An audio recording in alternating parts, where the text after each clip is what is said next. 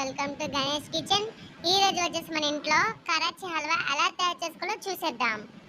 ముందుగా ఒక cup corn flour తీసుకొని అలాగే దానికి తగినంత వాటర్ అయితే యాడ్ చేసుకోవాలి.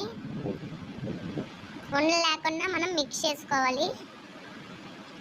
చూడండి, వీడియోలో చూపిస్తున్నాను కదండి, మనకి ఉండలు లేకుండా కలుపుకోవాలి. ఈ విధంగా కలుపుకున్న తర్వాత అలాగే కాజు పీసెస్ కూడా కట్ చేసుకొని పెట్టుకోవాలి.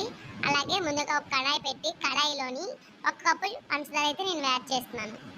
అలాగే ఒక కప్పు పంచదారకి ఒక కప్పు వాటర్ అయితే నేను యాడ్ చేశాను.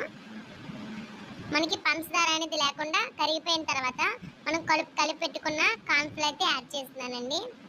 అలాగే మనం కలుపుకోవాలి లో ఫ్లేమ్లో పెట్టుకొని. మనకైతే ఈ విధంగా అవుతుంది. మనం ఫుడ్ కలర్ అయితే యాడ్ చేసుకోవాలి.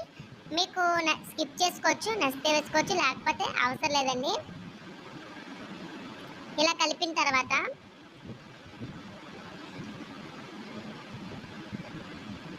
మనం కట్ చేసి పెట్టుకున్న కాజు పీసెస్ ఉన్నాయి కదండి, అవి కూడా యాడ్ చేస్తున్నాను. అలాగే 2 యాలకులు ఫ్లేవర్ కోసం మనం ఆయిల్ కూడా యాడ్ చేసుకోవాలి.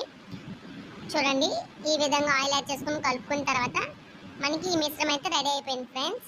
ఇప్పుడు ముందుగా మనం ఒక పాత్రను తీసుకొని దానికి ఆయిల్ అయితే అప్లై చేశాను.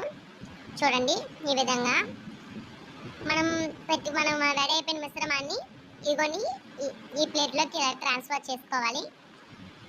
చూసారు కదండి, మనం ఇలా ట్యాప్ చేయడం వల్ల మనకి ఒక షేప్ అనేది ఫామ్ అవుతుంది. ఈ విధంగా అయిన తర్వాత 5 మినిట్స్ మనం పక్కన పెట్టుకోవాలి. చల్లారిపోయిన తర్వాత మనకు నచ్చిన డిజైన్స్లో కోసుకోవచ్చు. చూడండి, ఈ వీడియోలో చూపిస్తున్నాను కదండి, ఈ విధంగా. మీకు ఈ వీడియో నచ్చినట్లయితే లైక్ చేయండి, సబ్స్క్రైబ్ చేయండి. మీ సపోర్ట్ మాకు అవసరమండి. చూడండి, ఎంత రుచికరమైన కాజు హల్వా రెడీ అండి. మీకు కూడా నచ్చితే ట్రై చేయండి.